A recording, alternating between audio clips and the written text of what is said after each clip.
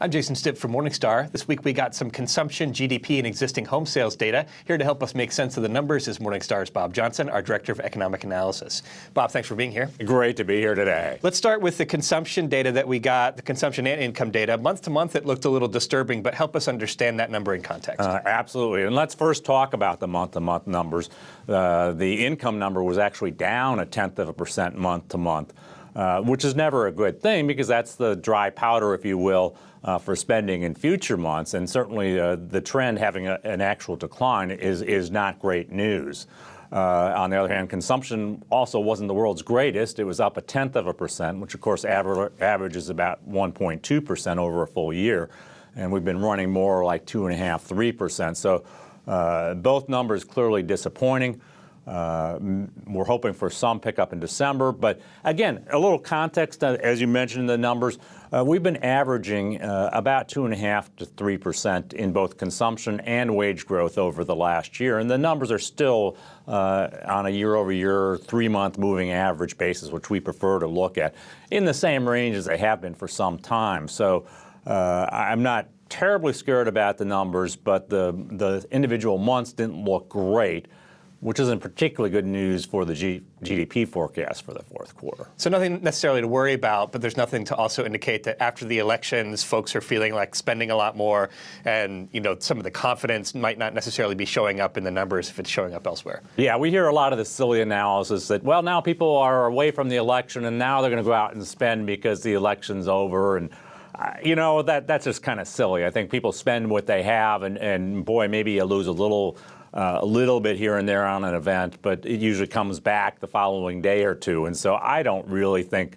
it made a big difference in the numbers. I wouldn't say it's the election thing that made the numbers the way they were. And it certainly doesn't indicate any kind of rebound. Everybody's saying, well, look at all the sentiment indicators. They're so bullish.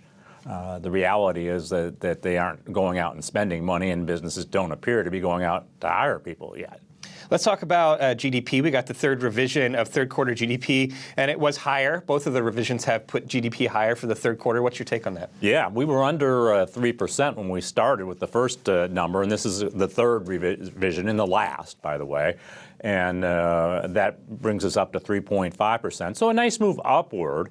And I think as we've gone through the different revisions, the quality has picked up a little bit. I think this time we added 1/10 from consumption, 1/10 from government, and 1/10 from business investment. So sometimes when you get the third quarter revision, it tends to be exports or it tends to be inventories, and it's like, who really cares? They're kind of funky numbers anyway.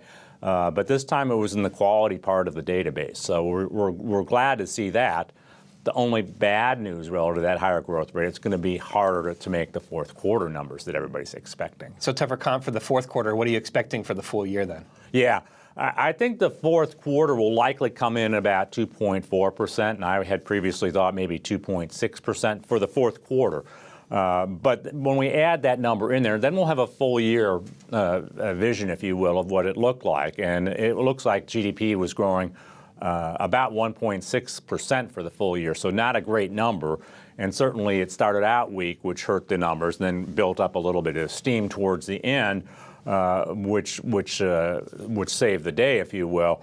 But I'm still not terribly bullish on GDP growth for the following year. And part of GDP long-term headwind has to do with population, and some recent population doesn't offer much hope that demographics will help GDP in the years ahead. No, we had some new data from Census this week showing the population growth rate of about 0.7%. And remember, as recently as the 1960s, the number was as high as 1.9%. So if you haven't got the people to enter the workforce and to buy stuff, it's certainly not great news. And the 0.7%, at least relatively consistent with what we've seen as in a great deterioration.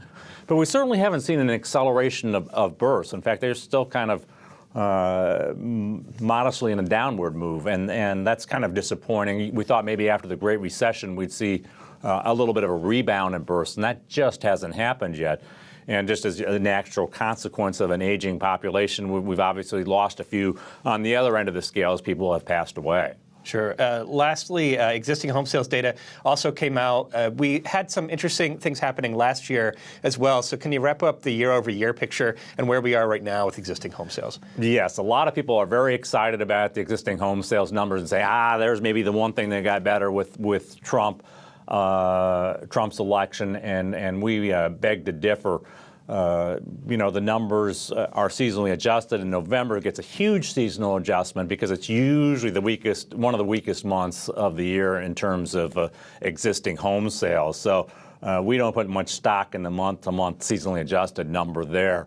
If we look at the year-over-year data on that on a moving average basis, actually a rolling 12 basis, we've slowed in existing home sales from about 6% down to 3%. So it is a component of the GDP calculation, and it has slowed down a bit. So it's part of the reason the GDP numbers haven't looked as great this year, is that existing homes had a really rough year. I mean, people are staying in their homes and not moving elsewhere, and we're seeing a little bit more remodeling activity, but we certainly aren't seeing much activity where people are putting their homes on the market.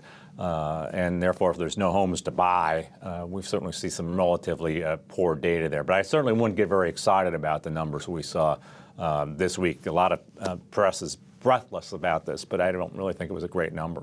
Great perspective on the data as always, Bob. Thanks for joining me. Thank you. For Morningstar, I'm Jason Stipp. Thanks for watching.